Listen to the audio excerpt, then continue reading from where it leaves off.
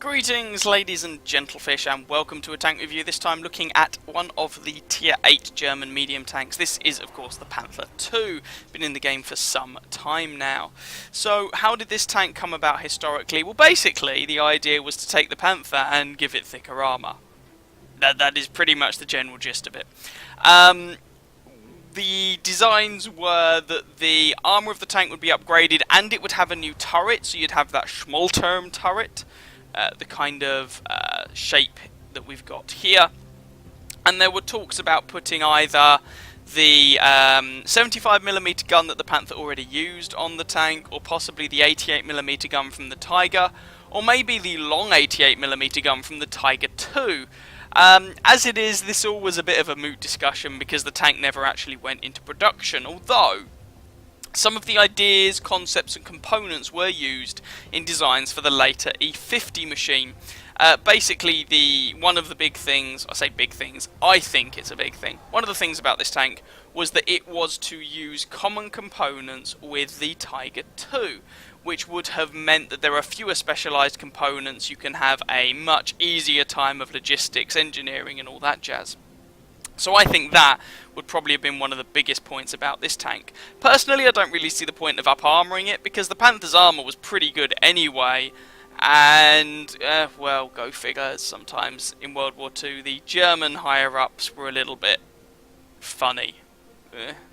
Yeah, I mean, go figure. Anyway, what is it that we get in the game? Well, it's a tier 8 medium tank, as you are already aware, and not that long ago it did receive a bit of an upgrade so that it can now mount. It used to have the 88mm L71 gun. Now that is the top gun on the Tiger 2. Sorry, not the top gun on the Tiger 2. That is currently the top gun on the Tiger, or an intermediate gun on the Tiger 2. This used to be the top gun on this machine. Subsequently, it then received the L100 88mm gun, which is what you see here, which is very, very, very long. But we'll get to the gun in just a moment.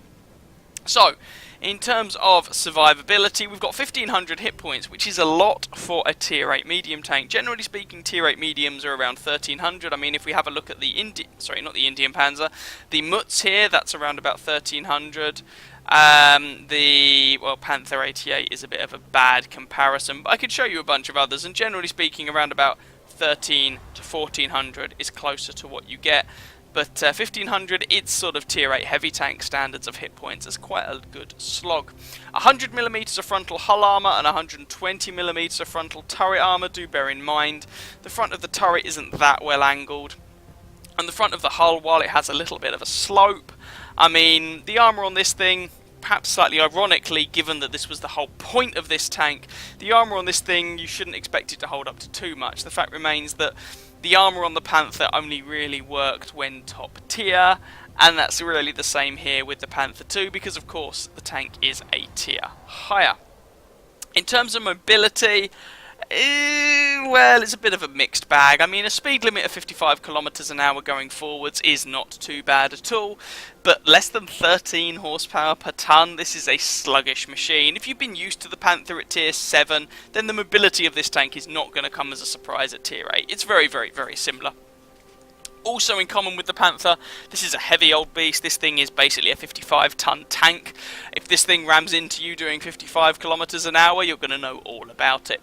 Traverse speed of 38.4, yeah, not the best, not the worst. Concealment-wise, I mean, this thing is the size of a small European country. This is not designed for concealment. View range, however, that's where it can be a little more interesting. The base view range. The base view range on this tank is 390 meters. Not the best at tier 8, but fairly respectable. And so with my particular loadout, we have a view range of, what is this, 412 meters, it claims. But bearing in mind that when I was playing this tank, so that is with, Brothers in Arms, and what else? We've got Brothers in Arms and Situational Awareness. But when I was playing this tank, I played it, and we'll get onto equipment in a moment, but I played it with coated optics, and then you were up to view range cap. So it doesn't take too much effort to get up to that magical view range cap, and I would recommend it if you can, and you should be able to. So I said we'd have a look at the gun, and you kind of have a choice of guns on this tank and you kind of don't. I'll show you the grind in a moment, but let's have a look at the two money makers. So we have got the L71 gun, this is from the Tiger, and we have got the L100. Now this L71, this is the top gun that this tank used to get. 8.22 rounds a minute rate of fire, which for a 90mm gun at tier 8 is actually pretty respectable. 203mm of penetration, 240 alpha damage, that penetration goes up to 237 with premium ammunition. 0.34 dispersion at 100 meters, which was decent enough. 2.7 second aim time wasn't brilliant, but it was okay. And this was the best gun on this tank for, well, most of this tank's life. And I ground through this tank playing it a lot with this gun, and it was fine. Absolutely fine. But, well, this thing did receive another top gun, or I should say an upgraded top gun. And this really is the weapon you want to use. Now, it's not all good news. It's still an 88mm gun, and your rate of fire does take a hit. You go from over 8 rounds a minute to 7.5. So your DPM does take a big slap in the face. However, your penetration goes up from 203 to 223, and with premium from a pretty underwhelming 237 up to 261. Your alpha damage stays the same. Your accuracy, your dispersion at 100 meters, goes from 0.34 to 0.3. This is a bit of a sniper rifle, and your aim time goes down from 2.7 to 2.2. The gun's a bit heavier, bear that in mind, it will impact on your power to weight ratio, but the Panther 2 is never going to be particularly nimble anyway. Personally, although your maximum DPM has gone down, I find your effective DPM with the better aim time, better accuracy and better penetration is actually pretty decent. Long story short, I would recommend using the L100 gun, even if it does look stupid having a gun this long mounted in this tank or on this tank. In terms of equipment, I've already mentioned coated optics, which I would definitely recommend. Vertical stabilizer, if you can fit it, you want to fit it, and gun rammer should really be your last slot. If your crew and whatnot are good enough that you don't need optics to hit that view range cap, maybe you'd want to go with improved vents, but for most people I think coated optics is the way to go. Ammunition wise, I'm not sure if I've ever fired a single round of APCR out of this gun. 0.3 dispersion, a 2.2 second aim time, and 223mm of penetration with armor piercing, ample for most situations. So, mostly AP, a few HE and a few APCR thrown in for good measure, but mostly armor piercing. Standard consumables here, obviously if you want to go with a different setup, then that is up to you. Now I actually have a girly crew in my Panther 2, not because I wanted them for the Panther 2, but because I wanted the girly crew to progress up to the E50 and E50M. So in terms of crew skills, I mean this isn't going to come as a massive surprise. You want 6th sense on your commander, you want safe stowage on your loader, because losing your head to an ammo rack is not what anybody wants. Brothers in arms is never a bad plan. Smooth ride is always a good idea. Situational awareness, recon, snapshot, repairs, all the good stuff that you would normally put on a tank like this. None of that should really be a massive surprise. If we have a very quick look at the grind here, there are a lot of modules here, but most of them can be ignored. The top engine you will find is mounted on a bunch of other tanks, including the Panther at tier 7, so you should already have that available. Of course, you won't have the suspension. The top radio is used on a long list of tanks, including the Panther at tier 7, so once again, you should already have that unlocked. The top turret, you are most likely not already, well, you are not going to already have it. I mean, there's no real getting out of that. Turrets are unique to tanks. So without this top turret, you are using the stock turret, and you are going to be stuck using a selection of guns, but realistically, probably the 75mm L100 gun from the Panther, carrying that over to the Panther 2. It's you know, it's not a great gun at tier 8, it's even more of a nickel and dimer, but you know, it's good enough to get the job done while you're grinding out the other guns. I would recommend using the 88mm here as soon as you are able to, and most likely you're already going to have this unlocked if you've played, you know, a long list of tanks. I mean, this is the 88mm L71, it's used on lots of them, including the Tiger, and most people have the Tiger when they get here. So you're probably going to have this unlocked. It's just a case of unlocking the turret. So what you could do is try and drop free XP on the turret in order to mount this gun, and then use that to unlock the moneymaker here, the L100. Now, you don't, strictly speaking, have to unlock that gun. I mean, you don't have to unlock this 88mm, but I would recommend it. If we have a look at the E50 here, if you didn't unlock either of those 88mm guns, you are going to be grinding this bad boy out with a 75mm gun, the same one you were using on the Panther at tier 7, and you do not want to be using that gun at tier 9. So, I would very strongly recommend, well, I mean, you're going to have to get the L71 at some point anyway, so you definitely want to have that unlocked. And whilst, again, on the E50 you don't have to have it, I would recommend having the L100 88mm gun available to grind through that tank with.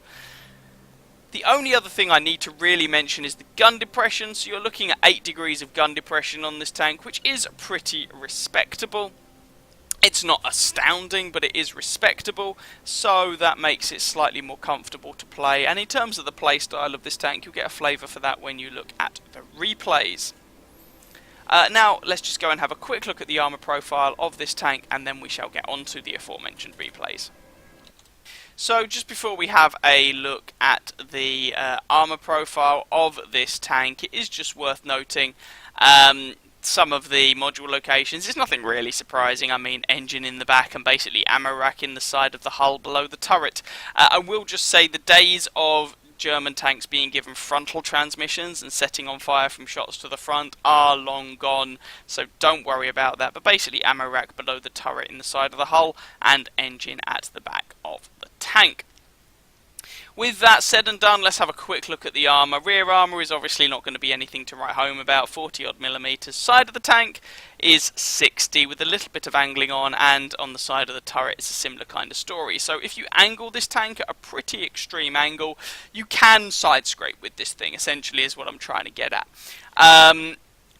But you do kind of have to be at an auto bounce angle. You don't get thick enough armour values without. Remember, this is tier 8. Maybe you bounce the odd tier 6 at less than an auto bounce angle, but it shouldn't be relied on.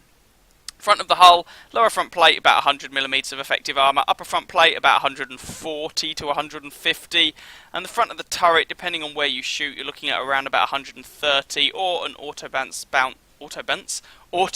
angle on the sides there. If you're using all of your gun depression, the effective turret armour is going to shoot up a little bit. You get up to 130-ish. Front of your hull does get better, but you can see the armour here isn't that much to write home about.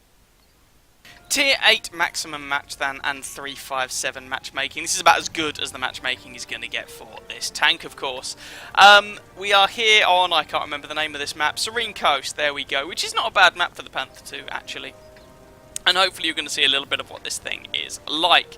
Now, as I mentioned in this garage, this is not the fastest machine in the world, but it does have a stupid looking gun.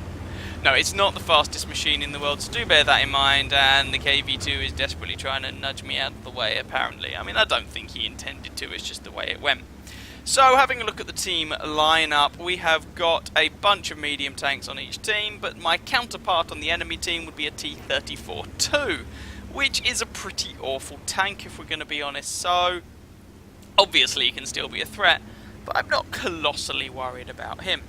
Getting up to a speed of around about 50 kilometers an hour, but you can see that quickly bleeds away as soon as we have to do anything that actually involves our engine putting in some grunt. Like any small hills just saps your speed away so quickly, any turns, anything like that at all. And you can see that we are very clearly at the head of the pack here, so we do want to be a little bit careful, apart from that Type 64, of course, who appears to be going off to do some spotting, which is nice. MT25 on the enemy team gets spotted, and I assume it's he. I get spotted, so I assume he's the one who actually does the spotting. Now, we've got respectable gun depression, and our turret front isn't terrible, so we're going to try and poke ourselves over this ridgeline a little bit and see if we rack up any damage. Unfortunately, we can't get any shots on that T28 prototype, as he is on the other side of some buildings or a hill or something, and to my surprise, there doesn't appear to be anyone over here, so, well, it would be rude not to push up, I guess, so we're going to do that. I mean, I expected a T-34-2 and or Leo T-20, maybe a T-29, etc. But this place is pretty much barren. I mean, it's just the T-28 prototype, so Oh, go figure. I ain't complaining. Anyway, let's just push upwards. We've got the IS coming with us. OI, well, the OI is quite slow. I was going to say he doesn't appear to be joining us, but he is quite pedestrian. The enemy team really are playing this quite passively, but never mind. There's the T-28 prototype. Can we put a shot into his side? Yes, we can. It would have been nice if I could track this guy as well, but that would have involved exposing a lot more of my tank, and I didn't really want to do that. The T-28 prototype does have quite a big gun. We put one more shelling. Can we pick up the kill on this guy? Nope, Type 64 swoops in for the kill, and that's absolutely fine. I'm not going to begrudge him. That makes my life easier. Having a poke around here to see what we can do. We actually missed that shot on the Leo, which does surprise me. This gun is usually pretty reliable, and no, we don't make that shot on the Leo either. We've also got a flat Panther, T-29 and a T-34-85 over here. So none of the top tier tanks, and here you can see the armour, none of the top tier tanks, but still tanks that we don't want to completely take lightly. And when you're angling and whatnot, and especially if you're against lower tier opponents, the armour, and in this case I'm angling the plate up slightly, so the armour can be useful. Oh, that one misses unfortunately. So the armour is not completely useless, you just can't rely on it all the time. And especially when you're, oh, that was a terrible shot, especially when you're not top tier, you can't really rely on the armour too much. This is one of those awkward situations where I'm struggling with my gun depression. I don't appear to have quite enough gun depression to reliably hit that Leo. And a bounce on the T-34-85. So a lot of these shots are just going to waste. The scoreline's 7-1, by the way. Our team appear to be really absolutely nailing this. So I'm going to push up with the IS-2 and the Slitzwang 74, who are both advancing. And, well, lend my tank to the fray, basically. And at this stage I'm thinking, right, well, it looks like we've basically won this, so let's just try and pick up as much damage as we can before the game ends. Shot on the move on the T-34-85, which works for us, which is nice. Trying to focus that T-34 down, as he is a one-shot, but as it is, I'm just going to get nailed there. I've bounced another shot from that T-34-85, but I still take a couple of damaging hits, unfortunately. There's only 5 of them left at this point, so this should be a pretty foregone conclusion.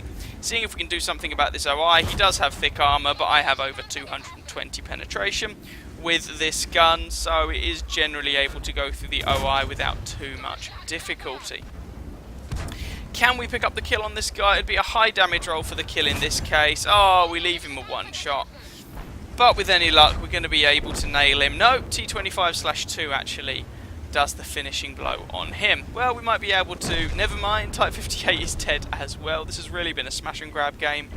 And, well, perhaps it's quite telling that their 2 remaining tanks are both top tier and both have quite a lot of health left. So they don't appear to have had a huge part to play in this game. If we could set the T-34 on fire, that would be lovely, but it doesn't look like it's going to happen. We are also capping this because, you know, who knows, we might need it. Put another shot into the T-34 too. He fires a HE round into me. He's using the 122mm gun, but why he's firing HE, I'll never know. Managed to set him on fire in the end, which is nice, and we pick up the kill, and we pick up the kill on the Tiger 2 as well. And that is the match. Not a particularly long one there. So that match ended up being enough for a first class mastery badge. 5 for effect, Arsonist for burning that T-34-2 to death, Duelist, Hand of God and Bruiser, along with a high caliber medal, which is always nice. 3,327 damage done, 2 kills, 1,030 base experience.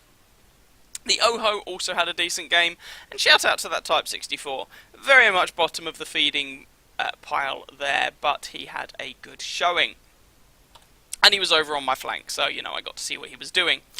20 shots fired, 15 hits, 14 penetrations for that damage count. Most of the damage was actually from relatively close range. 6 hits received, 4 penetrated, but 2 did not. So the armour will occasionally get you out of dodge. So 1 enemy vehicle spotted, 6 damage, 2 destroyed, 76 assistance damage, over 2 kilometers travelled, and, closest damn it, a 28,000 credit profit. Even without a premium account, that has still been over 11,000 credits in the bank, which isn't too shabby.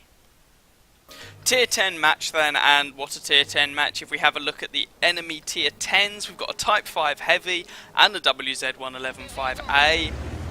And then look at the tier 9s, there's an E75, a T95, so there's plenty of tanks on the enemy team who are going to be problematic to penetrate, let's put it that way. So we are here on Winterberg, a modified Ruinberg basically, and we're going to try and put this long 88mm gun to good use. From the north spawn, I always like to go out onto the field if I'm in a tank with any sort of mobility, and then you can get shots down along the central road into people's flanks. Or at least that's the plan. I mean, we'll see how well the plan actually works. Taking a punt at that WZ, I shouldn't have bothered letting the gun to aim. I should have just gone for it. He was going to pull back, but never mind. That's a problem of mine. I tend to like to aim my shots, which is often a bad plan, but there we go. As it is, he's pulled back to a safe position, and I don't think I'm going to be able to get to shoot him at all. Can't really say I blame him. If the guy does show his flank to us, that's a lot of guns that can give him problems. Let's phrase it like that. Now, it seems the enemy team don't really haven't really invested a lot into the field here. We've got our AMX M454 and our Leopard PTA both pushing out into the field, and they don't appear to be encountering any resistance. Pretty sure if an AMX M454 was showing his flank to anyone that have taken hideous advantage, but well, as it is, apparently not. And now, of course, the Type 5 Heavy and the Object 432 decide this is the best opportunity for them to, well, I guess give us flanking shots, but we're not there anymore, never mind. 212A and the UDES have both been taken down, and I'm going to flank all the way around and try and get some bum shots into a bunch of these bad guys. So we've got an E75, WZ-111-5A, and a Carnarvon down that road that we're aware of. I'm putting some distance between myself and them so that hopefully every time I pull the trigger, I'm not just going to get spotted. Now, this gun is pretty accurate, but this is potentially stretching the limits of what this gun can achieve, especially if I have to aim for any sort of weak spot, as I'm going to have to against, for example, that WZ. And there you can see the shot just completely whiffed. Is the E75 giving me any sort of shot into him? That's a bad shot, I'm going to be honest. Yeah, that one didn't go where I aimed it. Go figure. WZ has pushed up a little bit. I do run the risk of being spotted at this point, but I should be okay, I reckon. I doubt he's got view range cap, and even if he has, my admittedly dodgy camo should hold out at this sort of range. So, going for shots is Cupola, because at the moment I don't appear to have much better to do, and I do actually pick up some spotting damage there on the WZ as our artillery, I think it was, manages to hit the fellow, although our artillery shouldn't have shots onto him, so maybe it was someone else firing high explosive by the look of it. Yeah, whoever. I'm not going to worry too much about exactly who it was.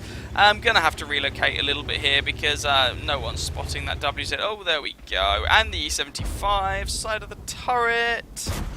There we go. And lower front plate. There we are as well, and there you see. Gun has lovely accuracy, so you are able to pick out weak spots even at some pretty extreme range. How much longer we're going to be able to do that for remains to be seen, but, well, that wasn't really a weak spot, that was just E75 showing his side. Side of the turret, can we take advantage? Oh, it bounces, that's a shame. And we're now looking at frontal plate on the E75, again a bounce. Can we do something about the Carnarvon? Side of the turret, side of the turret. Never mind. Oh, flank on the WZ. Oh, he's dead. Not to worry.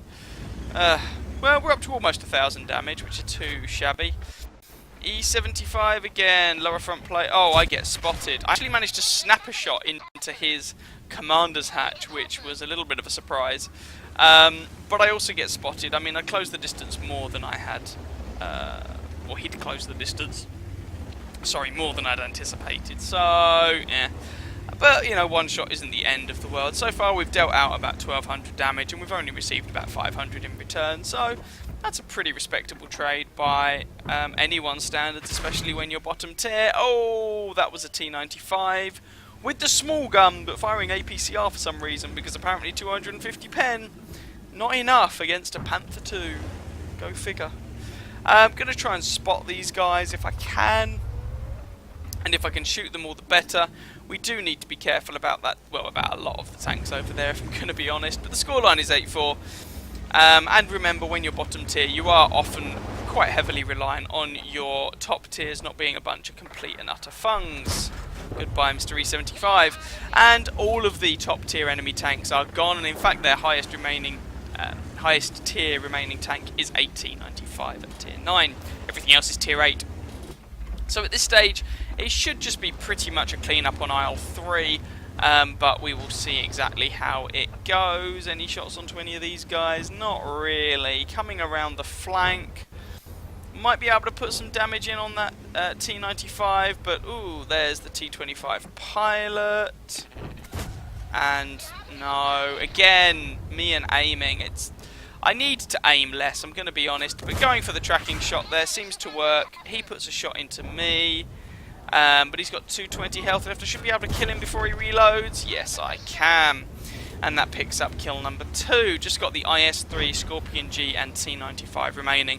You can see how the armour generally holds up. I mean, these are some big guns that are firing at us, so it shouldn't come as a massive surprise. We do, however, have the butt of that T-95, which is nice, so we'll put one into him. IS-3 is going for it as well.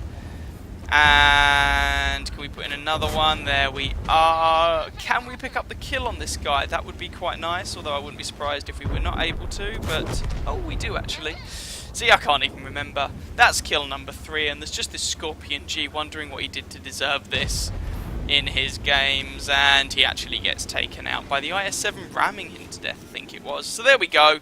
That was the match.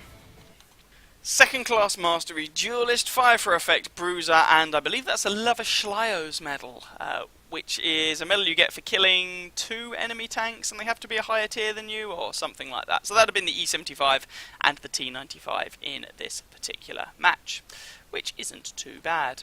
Came second on our team with 2,338 damage done, 3 kills, 972 base experience. Shout out to our IS-7, it looks like he had a pretty tasty game in the town, and also the IS-3 also had a rather respectable game, and he, like me, was a bottom tier machine. 21 shots fired, 17 hits, 11 penetrations. Bearing in mind there were quite a lot of shots taken there that were at pretty long range and aiming at weak spots, so bear that in mind. Don't take that to mean the gun is not accurate. 3 hits received, all of which went straight through the tank, 4 enemy vehicles damaged, 3 of them destroyed, 409 assistance damage, and with a premium account that was a 14,500 credit profit. Now, because we fired a lot of rounds that did not connect, and we lost a few hit points that time, if we'd have been running a standard account, that would have only just been a profit. So, do bear that in mind. This isn't necessarily the cheapest tank in the world to play. Not the most expensive, but not the cheapest. So, my own personal thoughts on this tank. Is this an amazing tank? No. Is this tank as bad as the reputation it gets? I think also no. The gun is actually pretty decent. Yeah, the DPM's slightly on the low side, but it's reliable. And the Panther 2 of all of the tier 8 medium tanks, it actually handles itself relatively well when bottom tier, which, given the way the matchmaker's going, yeah, it's something you have to pay attention to. I mean, if you have a look at my Panther 2, I'm not a unicorn or anything, and I managed 2 marks of excellence on this thing. What are my marks of excellence at the moment? What do they currently stand at? Out of curiosity, 85.02%, so that's not too shabby. I got through it in 138 matches. I unlocked the E50, and I've got a bunch of awards doing it, including 4 Lava Schleio's medal. See, this thing does okay when bottom tier, is definitely worth bearing in mind. Now, this is not, oh sorry, my voice went slightly there, this is not going to be everyone's cup of tea, and I appreciate that I enjoyed the Panther at tier 7, so this thing was kind of more of the same. If you didn't enjoy the Panther, there's a pretty good chance you're not going to enjoy this thing either, because it does feel very similar. Am I keeping this tank? No. It just doesn't feel special enough. I mean, playstyle wise, I can get this playstyle in the Panther at tier 7. I'd rather move my lady crew up into the E50 at tier 9. Your mileage may vary, but this isn't a particularly popular tank, so I'm not expecting many people to keep it. You don't see the tank that much in the game, to be honest, but I would like to massage some of your fears away if you are looking at this tank line. Panther 2 is, in my opinion, not the turd that a lot of people say it is, and I think the little buff that Wargaming gave it in the shape of this new gun, whilst yes it does look silly, it was an upgrade, all things considered. So yeah, there's that. And there we go. I hope you guys enjoyed this review and possibly found it vaguely informative. If you did, then by all means, please feel free to catch some of my other videos or reviews, and or subscribe to my channel. And as ever, I wish you very happy hunting on that battlefield. Ciao, ciao.